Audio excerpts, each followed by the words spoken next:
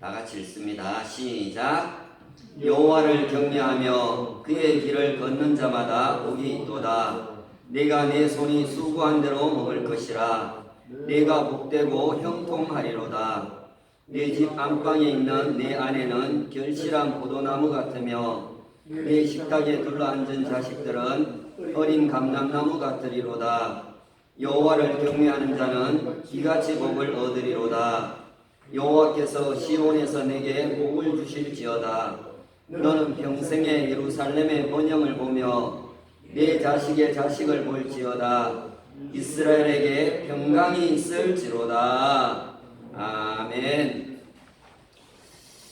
오늘 또 예배 자리에 나오신 한 분 한 분을 주님의 이름으로 사랑하고 또 환영하고 축복합니다.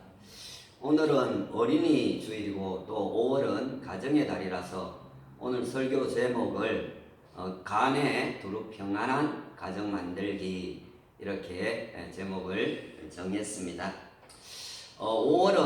5월의 말씀의 주제는 화목입니다.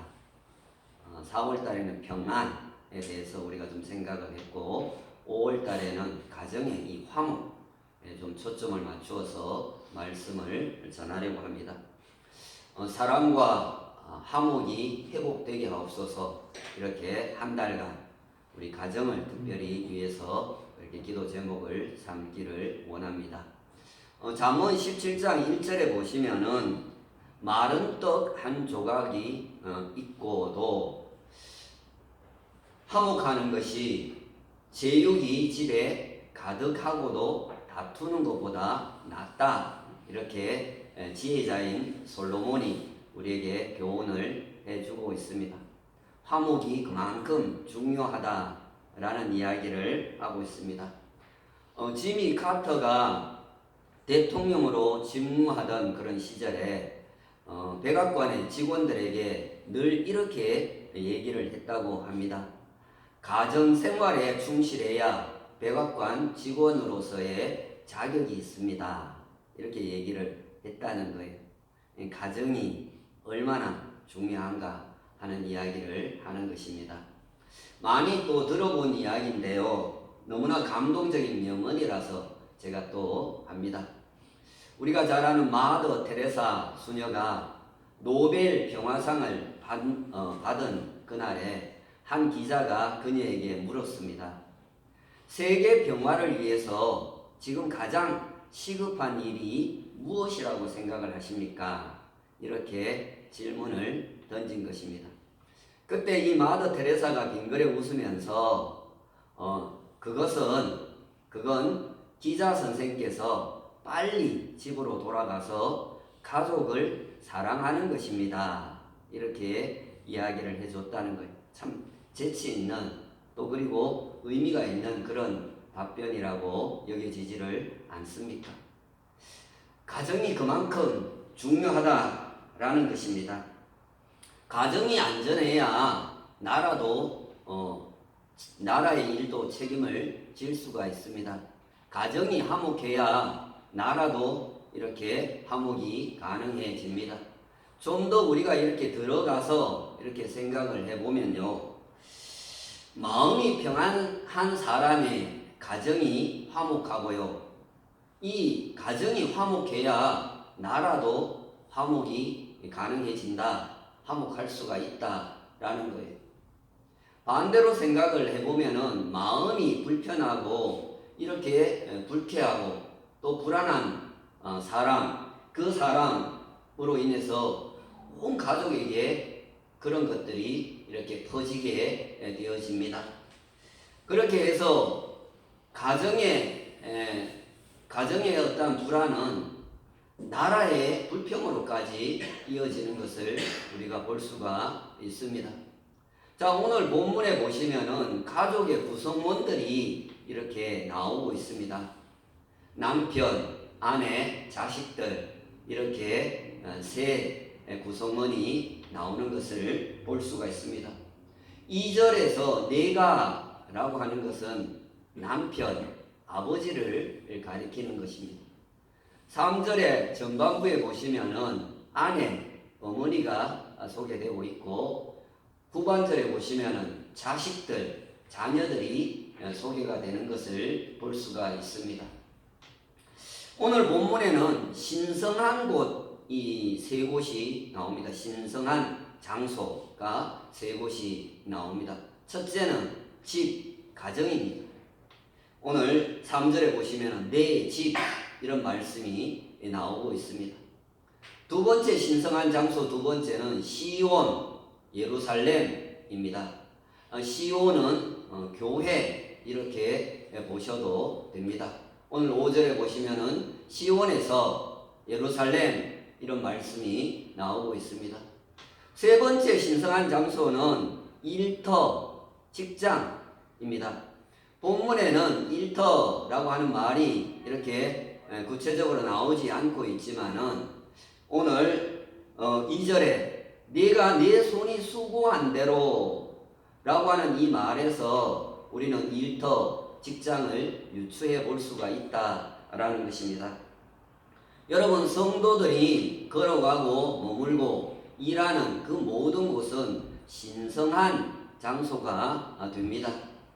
왜냐하면 그곳은 하나님이 함께 하시고 동행하시는 곳이기 때문에 그렇다라는 것입니다. 우리의 가정이나 교회나 또 우리의 일터나 다 하나님이 함께 하시고 동행하시는 그런 곳이 되기 때문에 신성한 장소가 된다라는 것입니다. 따라서 우리는 우리 믿는 사람들은 세상 사람들과는 달리 이 가정 또 교회, 일터에 대한 개념을 새롭게 인식할 필요가 있다라는 것입니다. 이 세 곳은 다 신성한 곳이다 라고 하는 것을 우리가 꼭 기억했으면 좋겠습니다. 자, 이제 오늘 본문 1절을 보십니다. 여호와를 경외하며 그의 길을 걷는 자마다 복이 있도다 이렇게 말씀을 합니다. 하나님을 경외하며 주의 길을 걸어가는 사람이라면은 그 사람은 복이 있는 사람이다. 그 이야기를 하고 있습니다.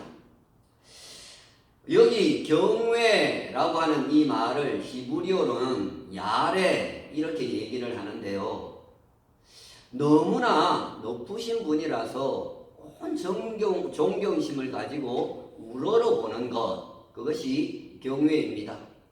그러면서도 너무나 위험 있는 분이라서 두려움마저 드는 것이 바로 이 경외라고 하는 것입니다. 여러분, 온 존경심과 두려움으로 하나님을 대하는 자마다 복이 있다. 그렇게 말씀을 하고 있습니다.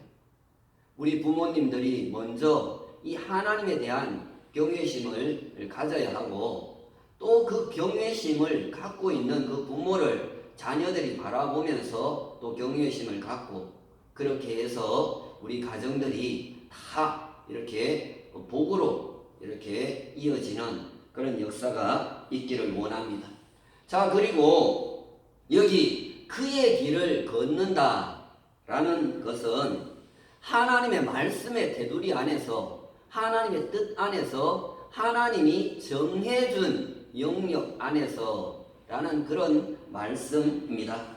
하나님의 자녀들은 하나님의 법의 테두리 안에서 또 하나님이 정해주신 영역 안에서 살아갈 때에 가장 안전하고 행복한 인생이 된다라는 이야기를 하고 있는 거예요. 하나님이 정해준 그 테두리가 아닌 그 밖의 생활은 그것이 아무리 세상적으로 봤을 때는 좋고 안전하고 행복 보이더라도 그것은 허상이다라는 것입니다. 복음성가 가운데 이런 복음성가가 있습니다. 낮은 기쁨으로 밤엔 노래로 주의 길을 걸어라. 우리 사는 세상 기쁨 넘치리 주의 길을 걸어라. 주의 인도 따라 주님과 함께 주의 길을 걸어라. 주님 안엔 항상 행복 넘치리 주의 길을 걸어라. 여러분, 주님이 정해준 그 영역 안에서 살아감으로 항상 기쁘고 행복한 그런 복된 가정 이루어 가시기를 주님의 이름으로 축원합니다. 자, 2절에 보십니다. 2절에 보시면은 내가 내 손이 수고한 대로 먹을 것이라 내가 복되고 형통하리로다 말씀합니다. 이 구절은 가장이자 남편인 아버지에게 하시는 말씀으로 그렇게 보는 것이 가장 적절하다 그렇게 여겨집니다. 이 말씀은 하나님의 길을 걸어가는 자에게 주시는 첫 번째 복에 해당이 됩니다. 자, 그런데 우리가 여기서 하나 추론할 수 있는 것은 주의 길을 걷지 않는 사람은 아무리 그 손으로 수고를 해도 먹지 못하게 된다라는 진리를 우리에게 가르쳐 주고 있다라는 것. 왜냐하면 성경 여러 곳에서 원수들이 그 수확을 먹어버리기 때문이다. 그렇게 이야기를 하고 있습니다. 그러니까 열심히 수고를 하는데 결국은 남 좋은 일만 시키고 많은 꼴이 된다라는 거예요. 주의 길을 걷지 않는 사람의 그런 삶이 그렇다라는 거예요. 그러나 이보다 더 중요한 것이 있는데요. 그것은 바로 하나님의 계명을 지킨다고 해서 풍성한 수확을 불로소득으로 얻지는 못한다라는 사실을 또한 우리에게 가르쳐주고 있다라는 것. 하나님을 도깨비 방망이식으로 믿어서는 안 된다라는 것. 그것은 상당히 위험하다라는 것. 하지만 하나님의 뜻을 쫓아서 늘 감사하는 그 사람에게는 자신이 땀 흘려 수고한 그 이상의 것을 소득으로 풍성한 소득으로 얻게 된다는 그 말씀을 오늘 이 구절이 우리에게 가르쳐주고 있다라는 거예요. 우리가 잘 아는 이삭은 농사를 해서 그 해에만 100배를 얻었다. 그렇게 말씀을 하셨습니다. 오늘 우리가 이 말씀을 믿는 자로서 꼭 기억하기를 원합니다. 하나님의 말씀을 따라서 우리가 최선을 다해서 수고를 하면 하나님은 우리가 원하는 것 그 이상으로 하나님께서 복을 허락해 주시는 것입니다. 자, 이런 자들에게는 결코 더 이상 노동이 고역이 아니라 하나님이 주시는 축복으로 여겨질 수가 있다라는 거예요. 내가 수고를 하는데 거기에 하나님께서 100배의 복을 얹어주니까 그것은 더 이상 고역이 아닌 거예요. 노동은 하나님의 축복으로 이해된다라는 거예요.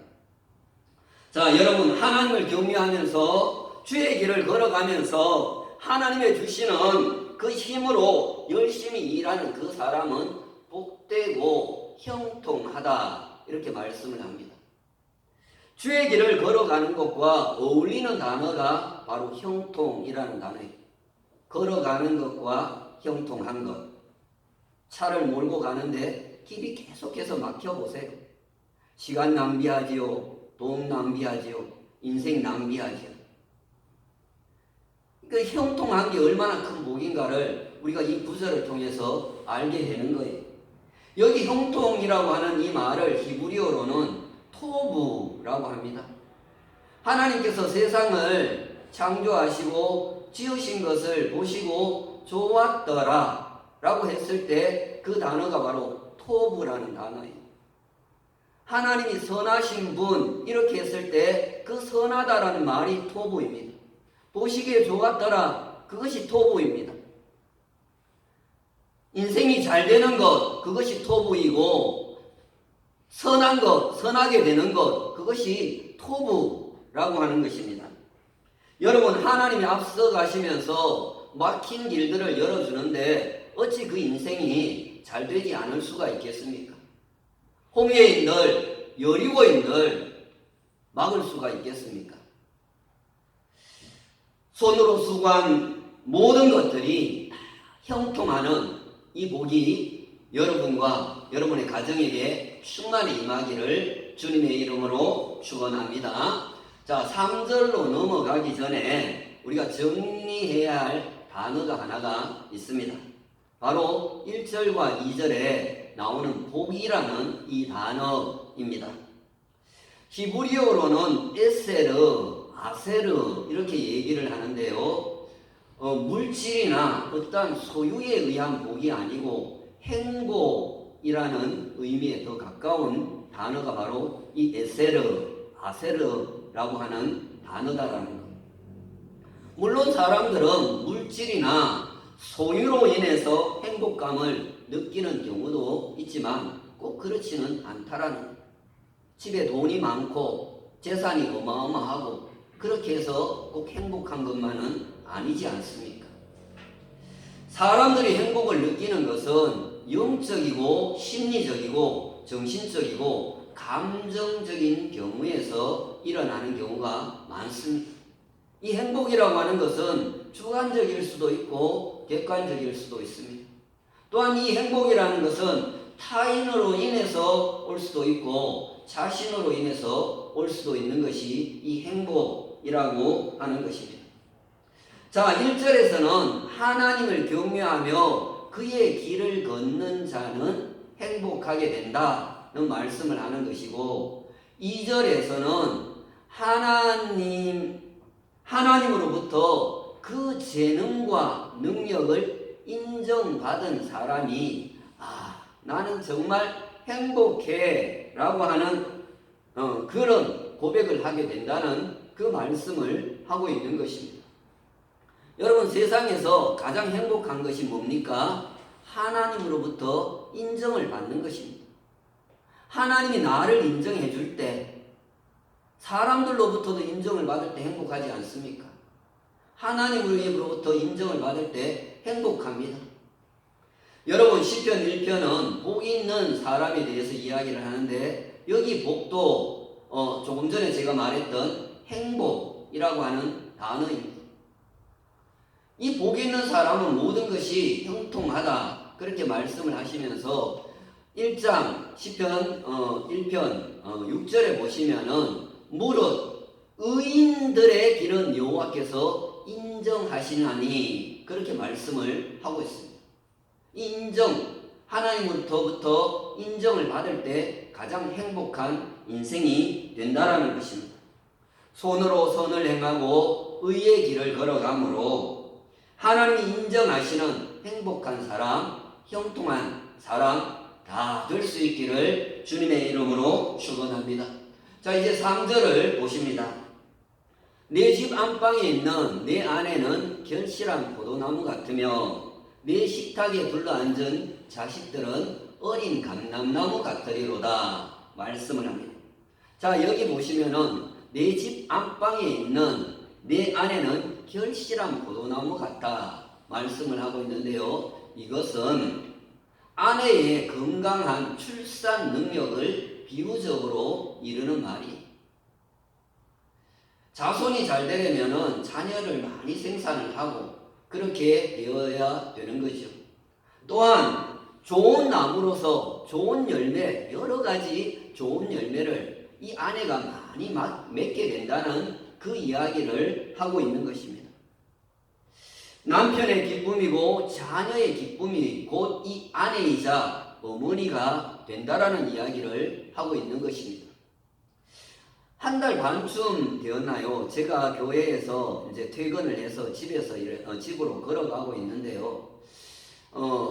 마침 이렇게 신호에 걸려가지고 횡단보도에 이렇게 서 있는데 한 7살 정도 되는 딸아이가 엄마 곁에 이렇게 서서 함께 저와 신호를 기다리고 있는 중이었습니다. 그런데 이 아이가, 여자아이가 엄마에게 이렇게 매달리면서 하는 소리가 엄마, 나는 아빠보다 엄마가 엄청 더 좋아. 그렇게 하는데 그 말을 하는데 그 아이가 그렇게 행복해 보일 수가 없어요. 그래서 엄마의 얼굴도 제가 한번 봤어요. 근데 마스크를 쓰고 있는데요. 웃음꽃이, 이 눈에 웃음꽃이 이렇게 활짝 피어 있는 것을 제가 같습니다. 그러면서도 아빠가 없어서 참 다행이다 이런 생각이 들었습니다. 이야기 하나 더 하겠습니다. 영국의 여왕 빅토리아가 남편과 이렇게 말다툼이 벌어졌습니다. 이 남편인 알버트 공이 방에 탁 들어가서 문을 콱 하고 닫아버렸어요. 삐쳤 거예요. 저처럼 저도 잘 삐치거든요. 삐쳤어요. 그때 남편 이 알버트 공이 방문을 걸어 잠그고 이렇게 있는데 이 빅토리아 여왕이 화가 난 거예요.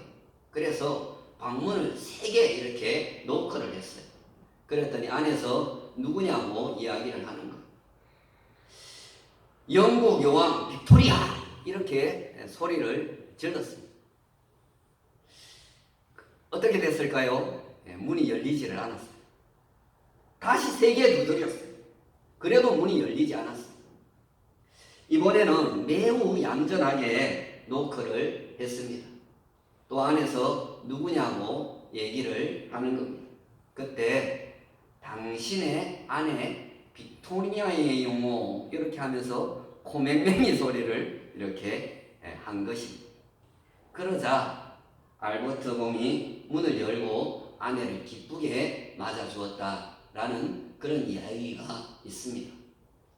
여러분, 영국의 여왕을 아내로 둔 남편이 행복한 게 아니에요. 자기를 존경해주는 빅토리아라고 하는 아내를 둔 남자가 행복한 거예요. 남편은 인정을 받고 싶습니다. 여러분, 행복은 서로 만들어가는 거예요. 어느 한쪽에서 일방적으로 되어지는 것이 아닙니다. 자, 그리고 여기 내 식탁에 둘러앉은 자식들은 어린 감람나무 같으리다는 이 말씀은 이것은 신성함과 활력과 또 유쾌한 삶의 모습을 보여주는 거예요.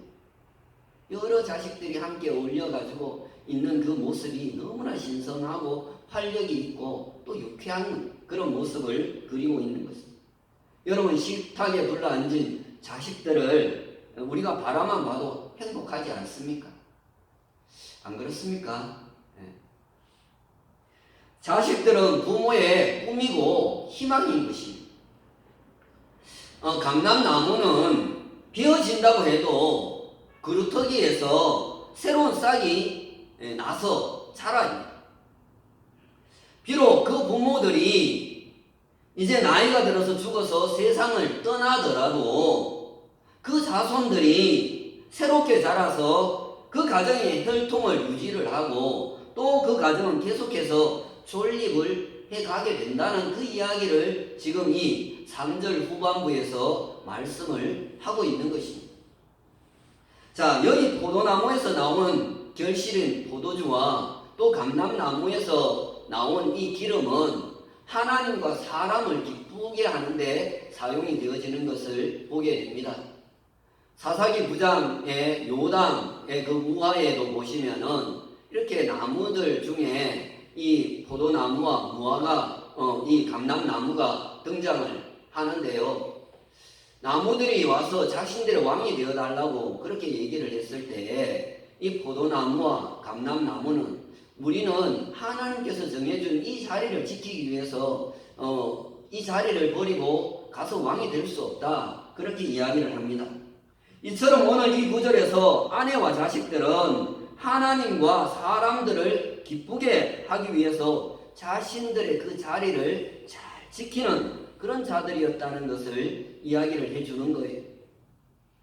남편의 역할이 있고 아내의 역할이 있고 자식의 역할이 있는 거죠. 그 자리를 다 지킬 때 그 가정은 행복한 가정이 되어지는 것입니다.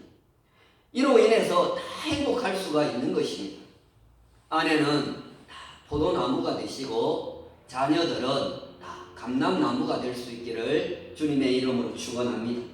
자, 4절입니다. 4절에 보시면 여호와를 경외하는 자는 이같이 복을 얻으리로다 이렇게 말씀을 합니다. 그런데 우리 성경 말고 원래 히브리어 원문 성경에 보시면은 보라, 보십시오 라고 하는 이 단어, 힘내라고 하는 단어가 제일 앞에 등장을 합니다. 지금까지 하나님을 경외하는 사람은 이와 같이 복을 받는다라고 저자가 이야기를 한 다음에 마치 그 내용을 정리하듯이 독자들에게 이렇게 설명을, 이렇게 도전을 주기 위해서 사용을 한 구절이 바로 이 4절입니다. 그 내용은 너무나 회화적이기 때문에 마치 그림 몇 장을 이렇게 손에 들고 그것을 하나하나 이렇게 보여주면서 뭔가 연상케 하는 그런 모습이라는 것을 알 수가 있습니다.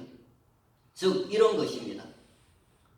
여러분, 자 보세요. 보십시오. 농부가 그의 밭을 경정하고 이제 가을이 되어서 수확한 그 열매들을 가득 안고, 풍성한 열매들을 가득 안고 집으로 돌아가는 그 행복한 모습입니다. 이렇게 첫 장면에 그림을 보여주는 거예요. 또 여러분 보십시오. 이제 가정에서는 아내가 남편 돌아오기를 기다리면서 음식을 항상 차려놓고 행복해하는 모습입니다. 자, 또 보세요. 이제 어린 자녀들은 아빠가 돌아오기를 기다리며 서로 그렇게 행복하게 제잘거리는 모습입니다. 이제 아빠가 기쁨으로 맞아주는 그 아내와 자식들을 보면서 얼마나 행복했을까요? 자, 여러분 또 보세요. 이제 차분히 경건한 마음으로 식탁에 둘러앉아서 가족이 함께 식사를 하는 그 행복한 모습이 아닙니까? 이런 이야기를 지금 하고 있는 것입니다. 여러분, 듣기만 해도 행복한 그런 모습이 아닙니까? 여러분, 여호와를 경외하면 이 같은 복을 받는다라는 이야기를 하고 있는 거예요. 너무너무 행복에 겨워하는 그 모습이 보인다라는 거예요. 이처럼 행복한 복을 받는다는 것입니다. 그러니 여러분, 우리 모두 하나님을 경외하는 가정 만들어야 하지를 않겠습니까? 자, 5절의 전반부를 보시면은 여호와께서 시온에서 내게 복을 주실지어다 말씀합니다. 자, 여기 보시면은 복을 주시는 분이 누구인가가 나오지요. 여호와께서 내게 복을 주신다 말씀을 합니다. 또 어디에서 복을 주시는가 하는 것도 나오지요. 시온에서 복을 주신다 말씀합니다. 시온은 하나님의 성읍, 평화의 성읍을 말하는데요. 오늘날로 말하면 교회를 말하는 거예요. 하나님이 이 교회를 통해서 복을 성도들에게 부어주신다는 그 이야기를 하고 있는 것입니다. 자, 4절과 5절에서도 복이라는 단어가 또 등장을 하지요. 그런데 여기에 이 복은 1절과 2절에서 말하는 복과는 또 다른 복을 말하고 있어요. 앞에 복은 1절, 2절에서는 행복이라고 하는 복이라면은 4절과 5절에서의 복은 바라크라고 하는 단어인데요. 이것은 실제적인, 물질적이고 또 건강, 소유 이런 실제적인 복을 말하는 거예요. 복이 다른 거예요. 이것은 앞에서 말한 복과는 완전히 다르다는 것을 말하고 있습니다. 자, 이제 5절 후반부와 6절을 봅니다. 너는 평생에 예루살렘의 번영을 보며 내 자식의 자식을 볼지어다. 이스라엘에게 평강이 있을지어다 말씀합니다. 여기 너는 평생에 라고 하는 말은 내가 살아가는 모든 날 동안에 그런 뜻입니다. 내가 살아가는 모든 날 동안에 너는 예루살렘의 번영을 본다. 그렇게 말하고 있습니다. 이 미래를 내다보는 거지. 여기 번영이라고 번역된 이 단어 역시도 2절에 나오는 형통이라고 하는 단어와 똑같은 단어가 쓰였어요. 토부라고 하는 단어가 쓰였습니다. 번영이나 형통이나 같은 거예요. 즉 막힘이 없이 잘 되는 것을 말하는 것입니다. 여러분, 개인과 가정은 자신이 속한 그 공동체와 밀접한 관계를 맺고 있는 거예요. 우리는 대구라고 하는 이 공동체와 밀접한 관계를 맺고 살아가는 거죠. 자, 6절에 내 자식의 자식을 볼지어다 라고 하는 이 말씀은 내가 장수하리라는 것과 연결이 되어 있습니다. 생명이 쉽게 꺼지지 않아야 힘이 있어야 자식의 자식을 볼 수가 있지를 않겠습니까? 그러니까 이 속에는 건강의 복이 들어있는 것입니다. 자, 그리고 이스라엘에게 평강이 있을지어다 라는 말씀은 한 사람의 미래는 그 사람이 속한 공동체 전체의 미래와 관계가 있다는 것을 말하고 있습니다. 개인, 가정, 교회, 나라는 서로 연결고리를 하고 있는 거예요. 형통, 장수, 평강의 복을 우리 모두가 하나님을 경외함으로 또 주의 길을 걸어감으로 받을 수 있기를 주님의 이름으로 축원합니다. 이제 말씀을 마무리를 하겠습니다. 주일학교에 다니는 한 아들이 교회에서 배우고 들은 천당에 대해서 아버지에게 물었습니다. 아빠, 천당은 어떤 곳이에요? 이렇게 물었어요. 그랬더니 아빠가 아들아, 아빠도 안 가봤지만 아마 우리 집과 같지 않겠니? 라고 이야기를 했다는 것입니다. 여러분, 오늘 우리의 가정이 아빠의 대답에 아들이 고개를 끄덕일 수 있는 그런 가정이라면 된 것입니다. 이는 하나님의 말씀대로 살았다라는 것을 말해주기 때문에 그렇습니다. 만일 아들의 입에서 아빠, 그런 천국이라면 나는 가고 싶지 않아요 라고 한다면은 우리는 우리의 신앙을 다시 한번 점검해 보아야 하는 것입니다. 여러분, 간에 두루 평안한 가정을 만들어야 그 복이 내가 속한 대구와 또 우리의 수도 서울과 대한민국으로 흘러 들어가게 됩니다. 그리고 마음의 천국이 가정천국으로, 또 가정천국이 교회천국으로, 나라천국으로, 더 나아가서 영원한 천국으로 연결되어질 것입니다.